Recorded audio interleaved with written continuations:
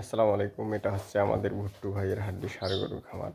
এগুলো গরু নিয়ে আসছে কালকে। এগুলোতে কৃমি এবং দেখেন না কীরকম সমস্যা, পরজীবী শরীরে ভরে গেছে। এটা হচ্ছে ক্রস, এটাও নিয়ে আসছে। সবগুলোর মোটা তাজা ট্রিটমেন্ট এবং চিকিৎসা করা হবে।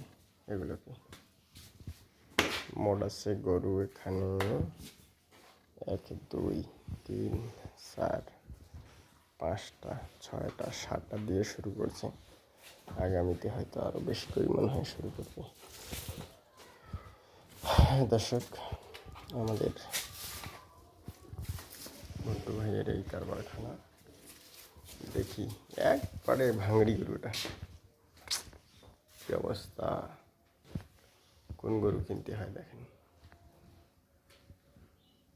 33,000 টাকার গরু এইটা।